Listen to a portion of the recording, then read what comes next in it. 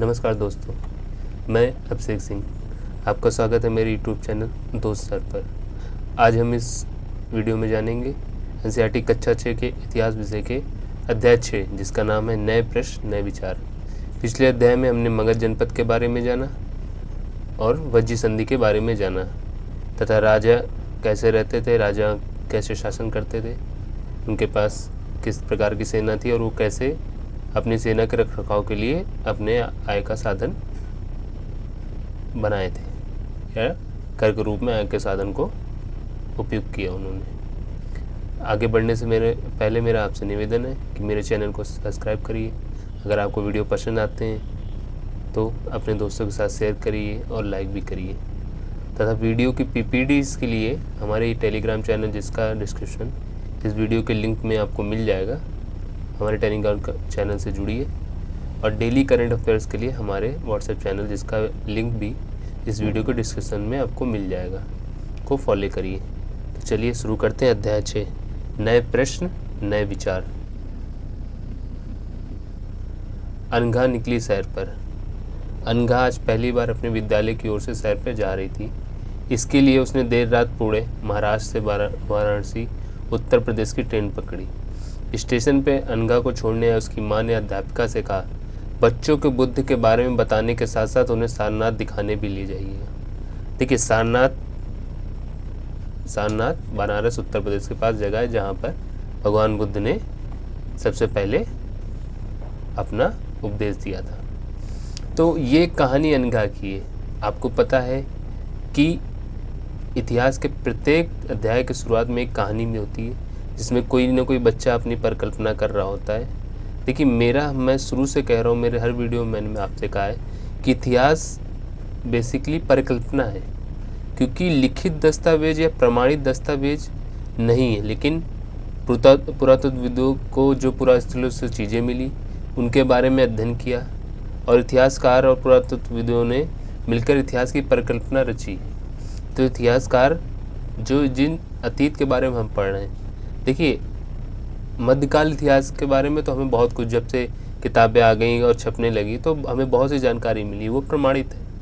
किंतु बहुत पुरानी चीज़ें, ऐसे सूत्र, जैसे आपको पता है कि हमने कक्षा अध्याय 1 में पढ़ा है सूत्र, जिनसे इतिहास के बारे में हमें जानकारी मिलती है। वो वस्तुएं थी, लिखित दस्तावेज थे, अभिलेख थे, या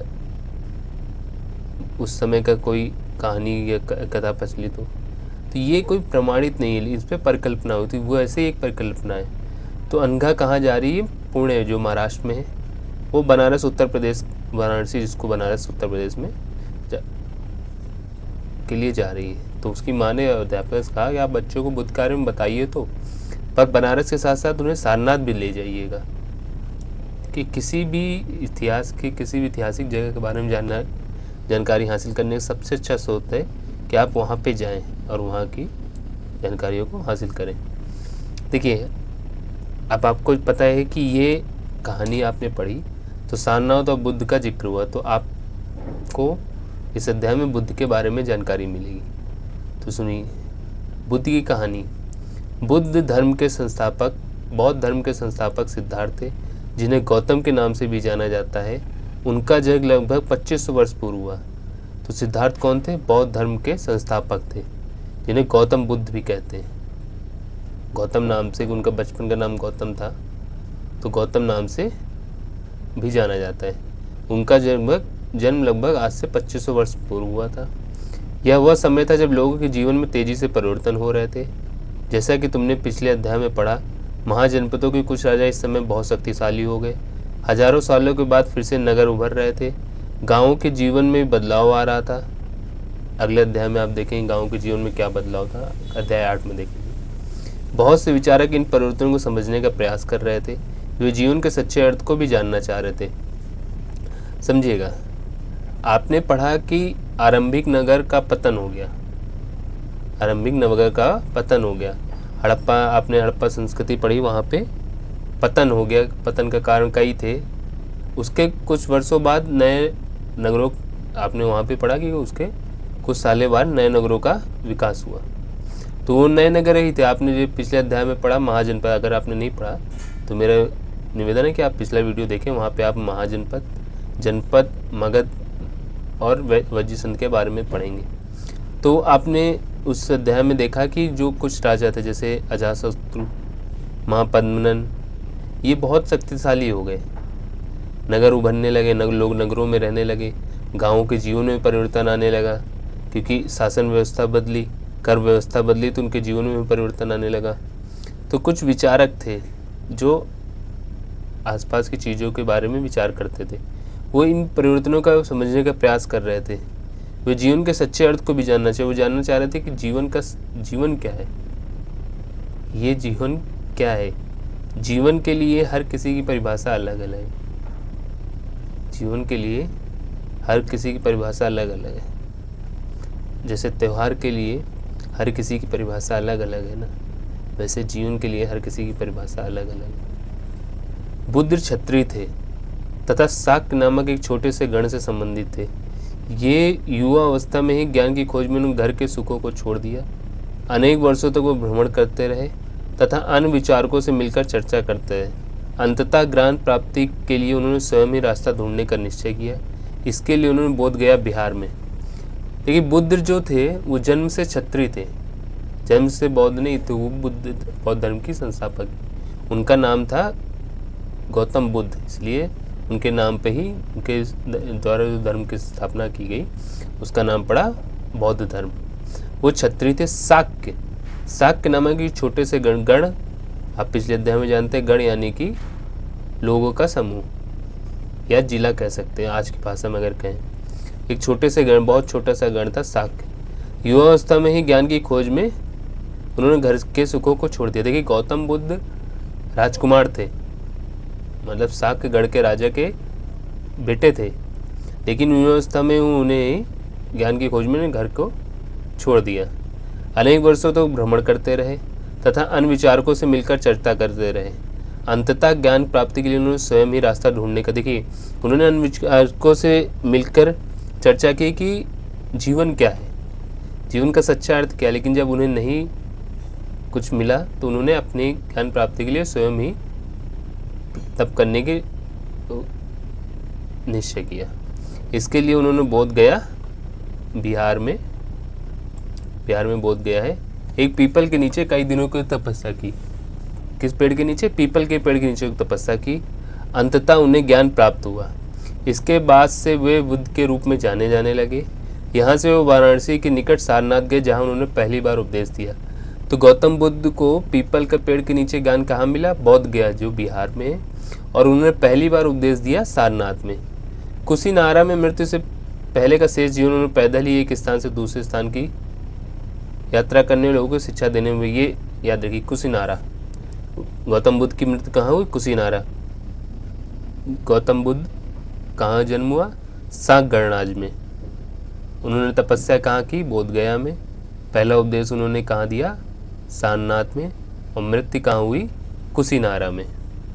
ठीक है, ये स्थान याद रखिएगा, कभी कभी प्रश्नों में पूछे जाते हैं। ये सारनाथ। कुशीनारा में मृत्यु से पहले का शेष जीवन उन्होंने पैदल ही एक स्थान से दूसरे स्थान की यात्रा करने और लोगों को शिक्षा देने में व्यतीत। जब उन्हें ज्ञान प्राप्त हो गया तो वो उपदेश देने लगे, जीवन के बारे में लोगों को बताने लगे। तो कुशीनारा में मृत्यु से पहले उन्होंने वो एक पैदल एक स्थान से दूसरे स्थान ही जाते थे। बुद्ध ने शिक्षा दी कि जीवन कष्टों और दुखों से भरा है और ऐसा हमारी इच्छाओं और लालसाओं जो हमेशा पूरी नहीं हो सकती के कारण हो सकता है। देखिए ये बुद्ध की शिक्षा कितनी अच्छी है कि जीवन जो है कष्टों से और दुखों से भरा हुआ है, और ऐसा हमारी इच्छाओं और लालसाओं जो कभी पूरी नहीं हो सकती के कारण हो सकता है, क्योंकि जीवन में इच्छा कभी नहीं पूरी होती। जीवन में कभी इच्छा नहीं पूरी होती। जब हम बचपन में रहते थे तो पैदल चल स्कूल जाते थे तो कहते थे कि एक स्कूल जाने के लिए एक साइकिल हो जाए। जब हमारे पास साइकिल हो गई तो फिर कहते थे कि एक मोटरसाइकिल या स्कूटी हो जाए। जब हमारे पास वो स्कूटी या मोटरसाइकिल हो गई हमारे पास, तो अब हमारी इच्छा कार की होने लगी। जब हमने कार खरीद ली तो छोटी कार से बड़ी कार की इच्छा होने लगी। तो आदमी की इच्छाएं अनंत हैं। मैं कहता हूँ कि ज़रूरत और इच्छा में बहुत अंतर होता है। ज़रूरत इच्छा में अंतर होता है, क्योंकि ज़रूरतें तो एक भिखारी की भी पूरी हो जाएंगी, पर इच्छाएं एक राजा की भी नहीं पूरी होंगी। भिखारी की ज़रूरत एक रोटी है, अगर उसको एक रोटी मिल गई तो वो पूरा हो जाएगी। लेकिन राजा की इच्छाएं हैं कि अपने आप को श्रेष्ठ बनाना, और राजाओं को एक राज्य जीतने के बाद दूसरा राज्य जीतने का तीसरा राज्य जीतने के बाद चौथा राज्य जीतता रहेगा। उसकी इच्छाएं कभी समाप्त नहीं होंगी। तो बुद्ध ने वही शिक्षा दी कि जीवन कष्टों दुख से बड़ा, और सिर्फ इसलिए कि हमारी जो इच्छाएं वो अनंत हैं। कभी कभी हम जो चाहते हैं वो प्राप्त कर लेने के बाद भी संतुष्ट नहीं होते, और अधिक अथवा अन्य वस्तुओं को पाने की इच्छा करने लगते। देखिए मैंने एग्जाम्पल दिया ना, साइकिल, पैदल से साइकिल, साइकिल से मोटरसाइकिल, मोटरसाइकिल से कार, कार से बड़ी कार। तो ये हमें जो चाह रहे थे वो हमें मिल गया। हम साइकिल चाह रहे थे, हमें साइकिल मिल गई, लेकिन हम संतुष्ट नहीं हुए, हमें मोटरसाइकिल चाहिए हुआ। तो यही इच्छा करने लगते। बुद्ध ने इस लिप्सा को त्रजा या तृष्णा कहा। जो ये इच्छा है ना, कि जो चाह मिल गया है फिर भी संतुष्ट नहीं और अधिक चाह रहे हैं या चीज चाह रहे हैं, इस लिप्सा को, इस चीज़ को उन्होंने त्रजा यानी तृष्णा कहा। बुद्ध ने शिक्षा दी कि आत्म संयम अपना कर हम ऐसी लालसा से मुक्ति पा सकते हैं। ये देखिए आज के वक्त में भी बुद्ध की शिक्षा कितनी संयम, कितनी तार्किक है, कि इस दुनिया में बहुत सी चीज़ों की इच्छा कर सकते हैं, लेकिन अगर हम अपनी ज़रूरतों और इच्छाओं को अंतर डिफाइन कर लेते हैं ना, तो हम इन चीज़ों से मुक्त हो जाएंगे। तो आत्म संयम, कि हमें जिस चीज़ की ज़रूरत है अगर वो हमें मिल गया, हमें जिस चीज़ की ज़रूरत है वो हमें मिल गया, तो हम उन चीज़ों को पाने की इच्छा ना करें। ये आत्म संयम हो गया। उन्होंने लोगों को दयालु होने तथा मनुष्यों के साथ साथ जानवरों के जीव, उन्होंने मनुष्य को दयालु और जानवरों के जीवन का भी आदर करने की शिक्षा दी। उन्होंने ये भी शिक्षा दी कि तो आप दयालु बनो और जानवरों की भी जीवन की आदर करो। वे मानते थे कि हमारे कर्मों का परिणाम, चाहे वो अच्छे हों या बुरे, हमारे वर्तमान जीवन के साथ साथ बाद के जीवन को भी प्रभावित करते हैं। वे बुद्ध ने अपनी शिक्षा समान लोगों की प्राकृत भाषा में दी, इससे समान लोग भी उनके संदेश को समझ गए। बुद्ध ने अपनी शिक्षा प्राकृत भाषा में दी ना, तो ये समान लोगों की भाषा थी। समान लोगों की भाषा, विशेष लोगों की भाषा संस्कृत, समान लोगों की भाषा थी। तो जब समान भाषा में आप कहेंगे, अगर मैं हिंदी में ना आपको लेक्चर देके किसी और भाषा में दूंगा तो शायद आपको ना समझे, क्योंकि आपकी भाषा क्या है, आपकी भाषा हिंदी है। तो समान लोगों की भाषा में दे तो लोग अच्छे से उनके संदेश को समझ पाए, और संदेश देखिए आप भी समझिए। तो बुद्ध के जीवन में पढ़िए, बुद्ध के जीवन को पढ़िए, आप अपने आप में एक बहुत अच्छा बदलाव पाएंगे। बुद्ध ने कहा कि लोग किसी शिक्षा को केवल इसलिए नहीं स्वीकार करें कि यह उनका उपदेश है, बल्कि वे अपने विवेक से मापें। आओ देखिए उन्होंने ऐसा किस प्रकार किया। देखिए बुद्ध का क्या था कि बुद्ध शिक्षा देते थे, लेकिन वो ये नहीं कहते थे कि आप इसको सिर्फ इसलिए मान लो क्योंकि इसको मैंने उपदेश दिया है या मैंने कहा है। पहले आप इसको विवेक से अपने अपने जीवन में जानिए, उसे विवेक से मापिए। इसके लिए उन्होंने क्या एग्जाम्पल दिया, देखिए एक किस्सा की कहानी है, किस्सा गोमती की कहानी है, पढ़िए। बहुत जो बुद्ध ने कहा है वो जीवन में है, उसका एग्जाम्पल, उसका उदाहरण जीवन में कैसे मिलता है, पढ़िए। ये कहानी बहुत अच्छी कहानी है। यह बुद्ध के विषय में एक प्रसिद्ध कहानी है। एक समय की बात है, किस्सा गोमती नामक एक स्त्री का पुत्र मर गया। देखिए इसमें बहुत कुछ समझाने का नहीं, बस इसको पढ़ते जाइएगा। इस बात से वह इतनी दुखी थी कि वह अपने बच्चों को गोद में लिए नगर की सड़कों पर घूम घूम कर लोगों से प्रार्थना करने लगी कि कोई उसके पुत्र को जीवित कर दे। एक भला व्यक्ति उसे बुद्ध के पास ले गया। बुद्ध ने क्या कहा उससे, मुझे एक मुट्ठी सरसों के बीज ला के दे दो, मैं तुम्हारे पुत्र को जीवित कर दूंगा। किस्सा गोमती बहुत प्रसन्न हुई, पर जैसे ही वह बीज लाने के लिए जाने लगी तभी बुद्ध ने उसे रोका और कहा, देखिए कितनी अच्छी बात कही, यह बीज एक ऐसे घर से मांग कर लाओ जहां किसी की मृत्यु ना हुई, जहां किसी की मृत्यु ना हुई हो। किस्सा गोमती एक दरवाजे से दूसरे दरवाजे गई, लेकिन वह जहां भी गई उसने पाया कि हर घर में किसी न किसी के पिता, माता, बहन, भाई, पति पत्नी, बच्चे, दादा दादी, चाचा चाची की मृत्यु हुई थी। अर्थात उसे कोई भी ऐसा घर नहीं मिला जहाँ किसी की मृत्यु न हुई। यही बुद्ध समझाना चाहते थे कि जीवन अमर नहीं है, जीवन अमर नहीं है। तो किसा गोद अब उन्होंने ये उपदेश दिया कि जीवन अमर नहीं है, तो उन्होंने इसका लाइव एग्जाम्पल भी करके बताया कि क्या है, कैसा है। ये स्पूत, सांची का स्पूत जो फेमस है, ये सारनाथ स्पूत है। स्पूत क्या होता है? इस इमारत को स्पूत के नाम से जाना जाता है।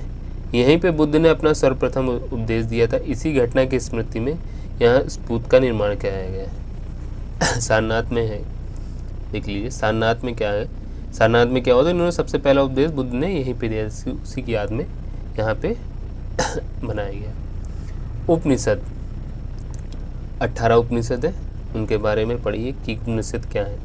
जिस समय बुद्ध उपदेश दे रहे थे उसी समय या उससे भी थोड़ा पहले दूसरे अन्य चिंतक भी कठिन प्रश्नों का उत्तर ढूंढने का प्रयास कर रहे थे।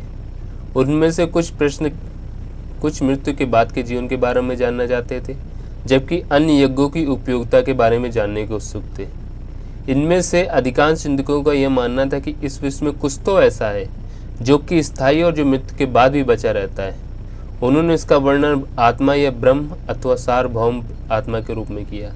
वे मानते थे कि अंततः आत्मा और ब्रह्म एक ही हैं। देखिए बुद्ध अपने उपदेश दे रहे थे, जगह जगह घूम के एक नए धर्म की स्थापना कर रहे थे जहाँ की शिक्षा अलग थी। तो उसी समय या उससे थोड़ा पहले कुछ और चिंतक थे जो ये जानना चाह रहे थे कि मृत्यु के बाद क्या है, जीवन है, या मृत्यु के बाद का जीवन कैसा होता है। जबकि कुछ ये जानना चाह रहे थे जो यज्ञ वगैरह होती है उसकी उपयोगिता क्या है। इनमें से बहुत से चिंतकों का मानना था कि कुछ तो जीवन में ऐसा है, इस विश्व में कुछ तो ऐसा है जो स्थायी और मृत्यु के बाद भी बचा रहता है। तो जब इस प्रकार की जो मान्यता को उन्होंने आत्मा तथा ब्रह्म अथवा सार्वभौम आत्मा का नाम दिया। वे मानते थे कि अंततः आत्मा और ब्रह्म एक ही है। ऐसे कई विचारों का संकलन उपनिषदों में हुआ है। उपनिषद उत्तर वैदिक ग्रंथ का हिस्सा थे। उपनिषद का शाब्दिक अर्थ है गुरु के समीप बैठना। इन ग्रंथों में अध्यापक और विद्यार्थियों के बीच बातचीत का संकलन किया गया है। प्रायः विचार समानता वार्तालाप के रूप में प्रस्तुत किए गए हैं। देखिए जैसे ये विचार आए कि मृत्यु के बाद भी कोई चीज़ बची रहती है, तो इनके विचारों को संकलन किया गया। जिन पुस्तकों में संकलन किया गया उसको उपनिषद बोला गया। उत्तर वैदिक मतलब ऋग्वेद के बाद जितने भी ग्रंथ लिखे गए उनको उत्तर वैदिक ग्रंथ कहा जाता है। और उपनिषद का शाब्दिक अर्थ है गुरु के समीप बैठना। ऐसा क्यों है? क्योंकि इन ग्रंथों में क्या हुआ, अध्यापक और विद्यार्थियों के बीच बातचीत हुई है। जो बातचीत हुई उसका संकलन है। तो ये क्या है, आपको इसमें जैसे ऋग्वेद में आपको सूक्त मिले थे, अच्छी तरह से बोली गई प्रार्थनाएं, इसमें आपको वार्तालाप के रूप में मिलेंगे उपनिषदों में। इन चर्चाओं में भाग लेने वाले अधिकांशतः पुरुष, ब्राह्मण तथा राजा होते थे। कभी कभी गार्गी जैसी स्त्री विचारकों का भी उल्लेख मिलता है। विद्वत्ता के लिए प्रसिद्ध गार्गी राजदरबार में होने वाले वाद विवाद में भाग लिया करती थी। निर्धन व्यक्ति इस तरह के वाद विवाद में बहुत कम ही हिस्सा लेते थे। इस तरह का एक प्रसिद्ध अपवाद सत्यकाम जबाल का है। देखिए ये क्या है कि उपनिषद क्या है, उपनिषद अध्यापकों और विद्यार्थियों के बीच में बातचीत होती। बातचीत अर्थात वाद विवाद, कि कोई विचार प्रस्तुत किया गया, उस विचार के तर्क वितर्क में उसके पक्ष में या विपक्ष में तर्क हो रहे थे। तो ये वार्तालाप थे, यानी वाद विवाद होते थे। इसमें क्या अधिकांशतः पुरुष और ब्राह्मण या राजा ही होते थे, लेकिन कभी कभी स्त्री, गार्गी जैसी स्त्री भी रहती थी। निर्धन व्यक्ति तो आज भी वाद विवाद में नहीं पड़ता, उसको 2 वक्त की रोटी कमाने से फुर्सत नहीं। तो निर्धन व्यक्ति इस तरह के वाद विवाद में बहुत कम ही हिस्सा लिए करते थे। तो उसी तरह एक निर्धन व्यक्ति था सत्यकाम जबाल। सत्यकाम जबाल का नाम उसकी दासी के नाम पर पड़ा। सत्यकाम के मन में सत्य जानने की तीव्र जिज्ञासा उत्पन्न हुई। गौतम नामक एक ब्राह्मण ने उन्हें विद्यार्थी के रूप में स्वीकार कर लिया तथा वो अपने समय के सर्वाधिक प्रसिद्ध विचारकों में से एक बन गए। उपनिषदों के कई विचारों का विकास बाद में प्रसिद्ध विचारक शंकराचार्य के द्वारा किया गया। इसके बारे में तुम अगली कक्षा 7 में पढ़ोगे।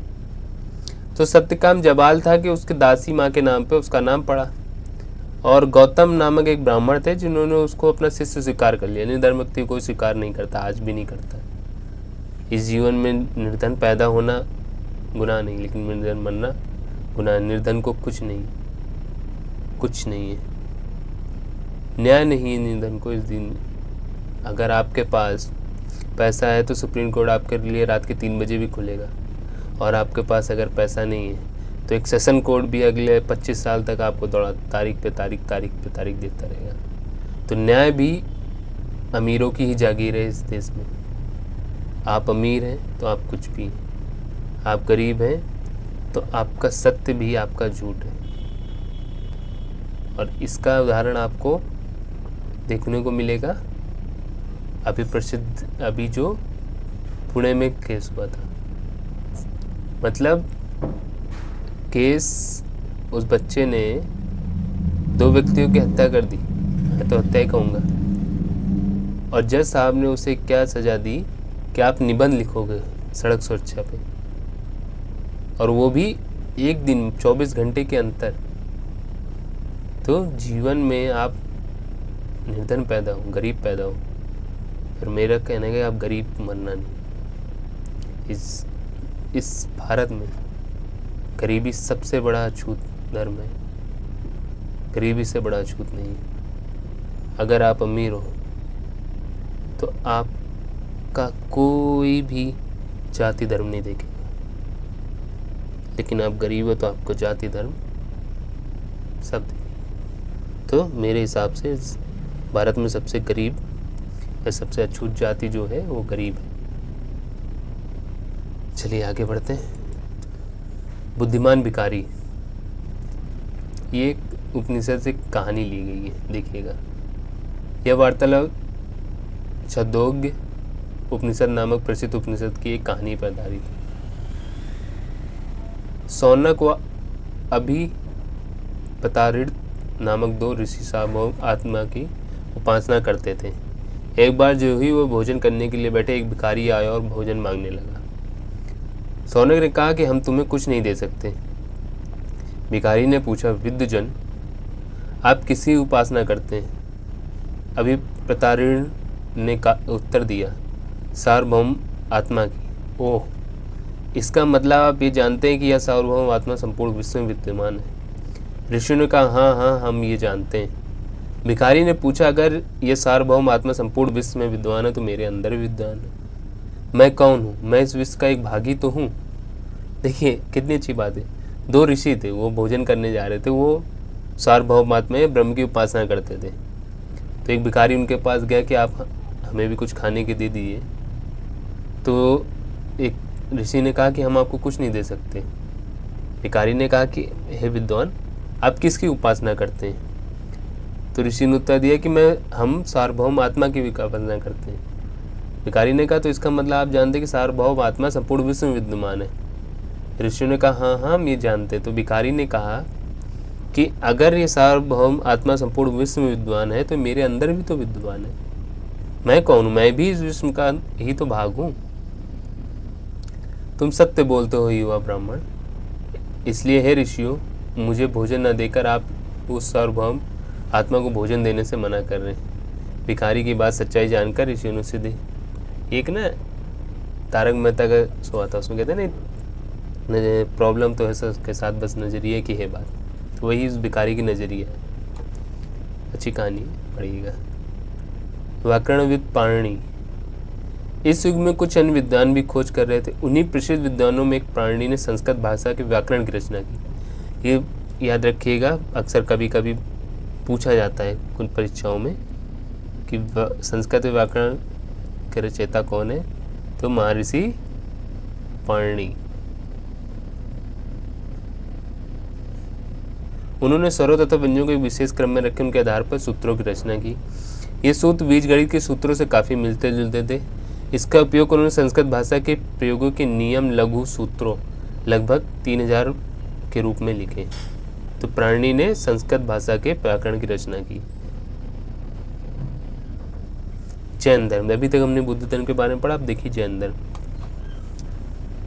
इस युग में अर्थात लगभग 2500 वर्ष पूर्व जैन धर्म के सर्वाधिक महत्वपूर्ण विचारक वर्धमान महावीर ने भी अपने विचारों को प्रसार किया। वह वज्र संघ के लिच्छवी कुल के एक क्षत्रिय राजकुमार थे। इस संघ के विषय में तुमने पिछले अध्याय में पढ़ा। 30 वर्ष की आयु में उन्होंने घर छोड़ दिया और जंगल में रहने लगे। 12 वर्ष तक उन्होंने कठिन एवं एकांकी जीवन व्यतीत किया। इसके बाद उन्हें ज्ञान प्राप्त हुआ। देखिए, गौतम बुद्ध धर्म के संस्थापक थे, पर महावीर जो थे वो जैन धर्म के संस्थापक नहीं थे, लेकिन एक महत्वपूर्ण विचारक थे। वो वज्र संघ, जो पिछले अध्याय में हम लोगों ने वज्र संघ में पढ़ा है, वज्र संघ के लिच्छवी कुल में एक क्षत्रिय राजकुमार थे। इस संघ के विषय में तुमने पिछले अध्याय में पढ़ा है। इन्होंने 30 वर्ष की आयु में घर छोड़ दिया था और जंगल में रहने लगे। इन्होंने 12 वर्ष तक एक कठिन और एकांकी जीवन व्यतीत किया। इसके बाद उन्हें ज्ञान प्राप्त हुआ। उनकी शिक्षा सरल थी। सत्य जानने की इच्छा रखने वाले प्रत्येक स्त्री और पुरुष को अपना घर छोड़ देना चाहिए। उनकी क्या शिक्षा थी कि अगर आप सत्य जानना चाह रहे हो तो आपको घर छोड़ देना है, चाहे आप स्त्री हो चाहे पुरुष। उन्होंने अहिंसा के नियमों का कड़ाई से पालन करना चाहिए। अहिंसा के नियम आज भी देखिए, जो जैन लोग हैं वो रात्रि को भोजन नहीं करते। क्यों? क्योंकि मानते हैं ऐसा ना हो कि भोजन करते हुए कोई जाने अनजाने में जीव ही उनके दांतों तले आके अपना प्राण त्याग दे। अर्थात किसी भी जीव को ना तो कष्ट देना चाहिए, ना ही उसकी हत्या करनी चाहिए। महावीर का कहना था कि सभी जीव जीना चाहते हैं, सभी के लिए जीवन प्रिय है। महावीर ने अपनी शिक्षा प्राकृत में दी, यही कारण साधारण जन भी उनके। देखिए, बुद्ध ने भी अपनी शिक्षा प्राकृत भाषा में दी, क्योंकि समान लोग भाषा दी। महावीर ने भी अपनी शिक्षा प्राकृत भाषा में दी। ये अहिंसावादी है। उनका क्या मानना है कि सभी जीव जीना चाहते हैं और सबको जीवन प्रिय है। ये तो सत्य है।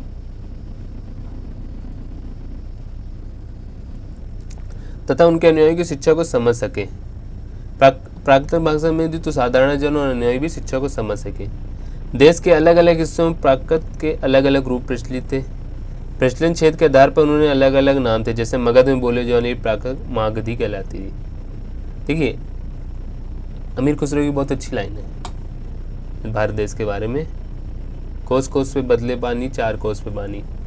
तो आप जब हिंदी के ही यहाँ विशेष रूप मिलेंगे, आप जब अवध में जाएंगे तो अवधी मिलेगी, कानपुर में आएंगे तो एक अपनी अलग सी कानपुरिया लैंग्वेज है। तो हर जगह पे थोड़ी थोड़ी दूर पे आप देखिएगा हिंदी का ही रूप थोड़ा सा परिवर्तित हो जाता है। तो वैसे ही जब प्राकृत में प्रचलन क्षेत्र के आधार पे ही, जहाँ जिस क्षेत्र में प्रचलित थी तो उनके अलग अलग नाम थे। मगध में उसको मागधी कहते थे। जैन नाम से जाने गए महावीर के अनुयायी को भोजन के लिए भिक्षा मांगकर सादा जीवन बिताना होता था। उन्हें पूरी तरह से ईमानदार होना पड़ता था। चोरी न करने के लिए उन्हें सख्त हिदायत थी। उन्हें ब्रह्मचर्य का पालन करना होता था। पुरुषों को वस्त्रों सहित सब कुछ त्याग देना पड़ता था। आजकल हमारे कुछ रील प्रेमी लोग ना जैन मुनियों का मजाक उड़ाते हैं। किसी धर्म का मजाक मत उड़ाइए। और एक जैन धर्म का तो खासकर कितना अहिंसावादी है कि शाम को ये भोजन ही नहीं करते। सूर्यास्त के बाद ये भोजन नहीं करेंगे, क्योंकि इनका मानना ऐसा ना हो कि कोई भी छोटा से छोटा जानवर भी उनके दांतों तले आके अपना प्यार त्याग दे। ठीक है। तो जैन जो लोग थे, जिनको अनुयायी थे, उनको भोजन के लिए भिक्षा मांगकर सादा जीवन व्यतीत करना होता था। ईमानदार होना पड़ता था। चोरी नहीं करना था। ब्रह्मचर्य का पालन करना था। और पुरुषों को सब कुछ त्यागना चाहिए था, वस्त्रों के सहित। अधिकांश व्यक्तियों के लिए ऐसे कड़े नियमों का पालन करना बहुत कठिन था। फिर भी हजारों व्यक्तियों ने इस नई जीवन शैली को जानने और सीखने के लिए अपने घरों को छोड़ दिया। कई अपने घरों पर ही भिक्खु भिक्षुणी बने लोगों को भोजन प्रदान कर उनकी सहायता करते थे। भिक्खु भिक्षुणी क्या है कि जो जैन धर्म में अनुयायी बन जाते थे, जो भिक्षा मानते थे, उनको भिक्खु भिक्षुणी कहते थे। मुख्यतः व्यापारियों ने जैन धर्म का समर्थन किया। किसानों के लिए इन नियमों का पालन अत्यंत कठिन था, क्योंकि फसल की रक्षा के लिए कीड़े मकोड़ों को मारना पड़ता। ये देखिए कितनी अच्छी लाइन है कि व्यापारियों ने क्यों किया। क्योंकि किसानों को क्या होता था कि मारना पड़ता था। भाई अगर फसल रक्षा के लिए कीड़े मकोड़ों को नहीं मारेंगे तो उनकी फसल खराब कर देंगे। तो वो अहिंसावादी नहीं बन पाते थे। तो जैन धर्म को पालन करना उनके लिए कठिन था। बाद में की सदियों में जैन धर्म उत्तर भारत के कई हिस्सों के साथ और गुजरात, तमिलनाडु और कर्नाटक में भी फैल गया। महावीर तथा उसके अनुयायियों की शिक्षाएं कई शताब्दियों तो मौखिक रूप में रहीं। वर्तमान रूप में उपलब्ध जैन धर्म की शिक्षाएं लगभग 500 वर्ष पूर्व गुजरात में वल्लभी नामक स्थान पर लिखी गई। देखिए महावीर ने क्या है अपनी शिक्षाएं मौखिक रूप से दी गई, तो 500 वर्ष पूर्व वल्लभी नामक जगह पे इन शिक्षकों को लिखा गया। ठीक है, आगे चलते हैं। संघ। महावीर तथा बुद्ध दोनों का ही मानना था कि घर त्याग करने पर ही सच्चे ज्ञान की प्राप्ति हो सकती है। ऐसे लोगों ने संघ नामक संगठन बनाया जहाँ घर का त्याग करने वाले एक साथ रह सके। ये इस पे पढ़िएगा कि संघ क्या है। देखिए महावीर और बुद्ध दोनों मानते थे कि अगर आपको सत्य की खोज करनी है या ज्ञान की प्राप्ति करनी है, सच्चे ज्ञान की प्राप्ति करनी है, तो आपको घर त्यागना पड़ेगा। तो जो लोग घर त्याग देते तो उनको एक साथ रहने के लिए जो संगठन बनाया था उसका नाम था संघ।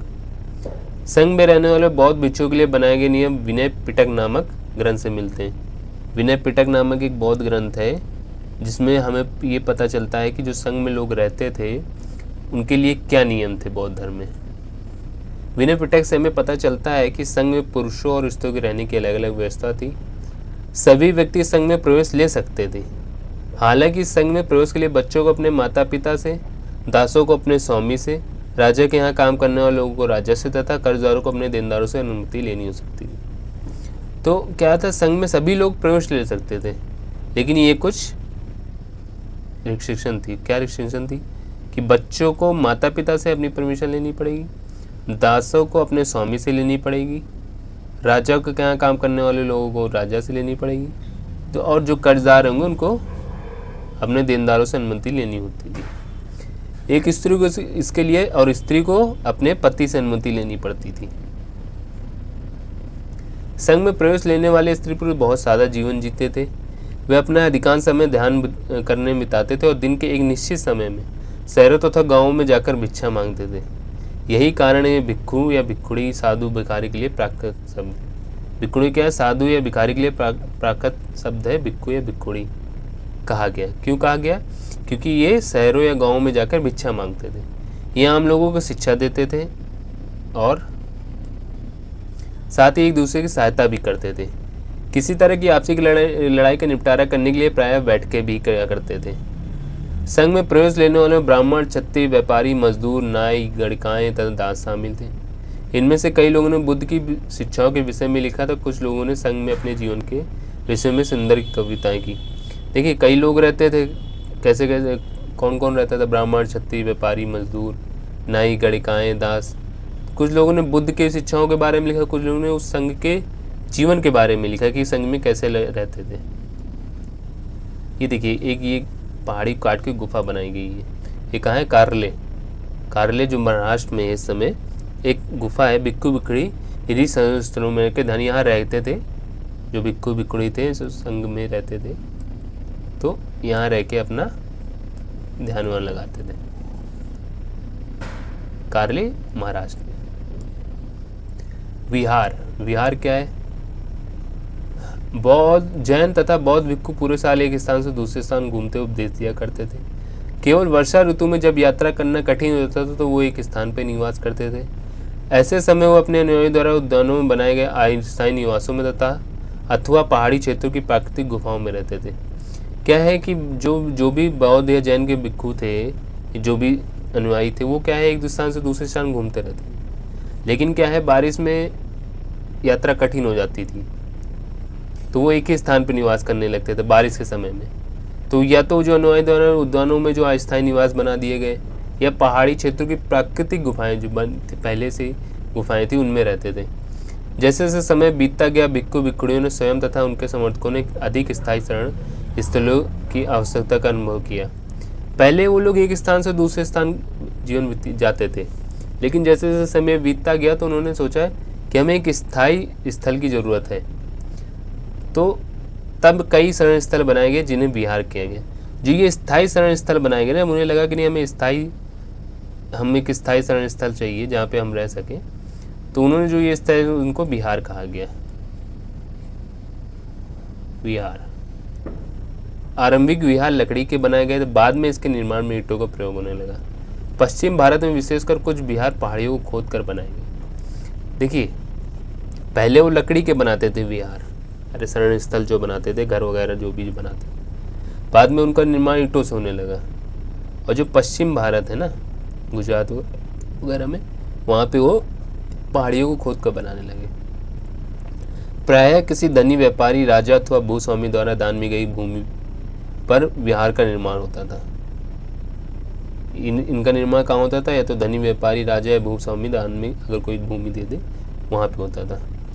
स्थानीय व्यक्ति भिक्षु भिक्षुणियों के लिए भोजन, वस्त्र तथा दवाइयाँ लेकर आते थे, जिसके बदले में भिक्षु भिक्षुणी लोगों को शिक्षा देते थे। जो स्थानीय व्यक्ति थे वो भोजन, दवाइयों, वस्त्र वगैरह लेके आते थे और उसके बदले वो लोगों को शिक्षा देते थे। आने वाली शताब्दियों में बौद्ध धर्म उपमहाद्वीप के विभिन्न हिस्सों के साथ साथ बाहरी क्षेत्रों में फैल गया। बौद्ध धर्म आगे बहुत फैला है। आश्रम व्यवस्था, आश्रम व्यवस्था ये हिंदू धर्म से प्रचलित है।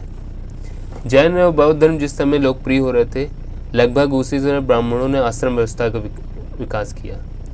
यहाँ आश्रम व्यवस्था शब्द का तात्पर्य लोगों द्वारा रहने तथा ध्यान करने के लिए प्रयोग में आने वाले स्थान से नहीं, बल्कि इसका तात्पर्य जीवन के एक चरण से है। जीवन के एक चरण से है।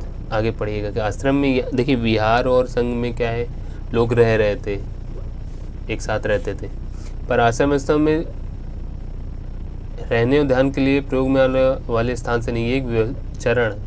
चरण कैसे? देखिए 4 चरण हैं। ब्रह्मचर्य, गृहस्थ, वानप्रस्थ और संन्यास नामक 4 आश्रम व्यवस्थाओं की व्यवस्था की गई है। आश्रमों की व्यवस्था की गई है। ब्रह्मचर्य के अंतर्गत ब्राह्मण, क्षत्रिय तथा वैश्य से अपेक्षा की जाती थी कि वह इस चरण के दौरान सादा जीवन बिताकर वेदों का अध्ययन करेंगे। गृहस्थ आश्रम के अंतर्गत उन्हें विवाह कर एक गृहस्थ के रूप में रहना होता था। वानप्रस्थ के अंतर्गत उन्हें जंगल में रहकर साधना करनी होती थी। अंततः उन्हें सब कुछ त्याग कर सन्यासी बनना जाना था। आश्रम व्यवस्था ने लोगों को अपने जीवन में कुछ हिस्सा ध्यान में लगाने पर बल दिया। प्रायः स्त्रियों को वेद पढ़ने की अनुमति थी, उन्हें अपने पतियों द्वारा पालन किए जाने वाले आश्रमों का ही अनुसरण करना होता था। देखिए, जैन और बौद्ध धर्म में क्या है, संघ और विहार में क्या है कि उनके अनुयायी रहते थे, वो ध्यान लगाते थे, शिक्षा उपदेश देते थे। लेकिन आश्रम क्या है? आश्रम एक चरण है।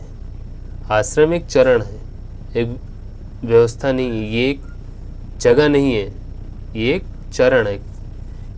कौन से 4 चरण है? एक है ब्रह्मचर्य, पहला है ब्रह्मचर्य, दूसरा है गृहस्थ, तीसरा है वानप्रस्थ, संन्यास। तो ये जो 4 चरण है, इनको आश्रम व्यवस्था कहा गया है। ये जो 4 चरण, ब्रह्मचर्य, गृहस्थ, वानप्रस्थ और संन्यास, इनको आश्रम व्यवस्था कहा गया है। ब्रह्मचर्य के दौरान क्या होता था कि जो ब्राह्मण, क्षत्रिय, वैश्य, देखिए इसमें शूद्र नहीं है, याद रखिएगा, ब्राह्मण, क्षत्रिय, वैश्य से यह अपेक्षा की जाती थी कि इस चरण के दौरान वो सादा जीवन बिताकर वेदों का अध्ययन करें।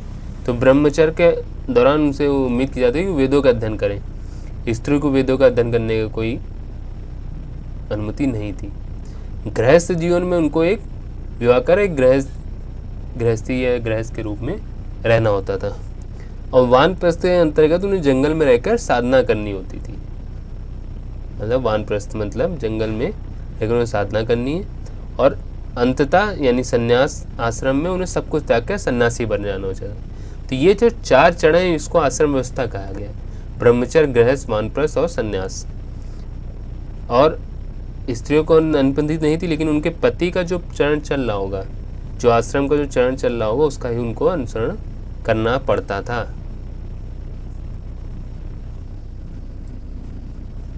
एक बौद्ध धर्म से ज्ञात होता है। देखिए, एक बौद्ध धर्म से क्या क्या ज्ञात होता है, पढ़िए।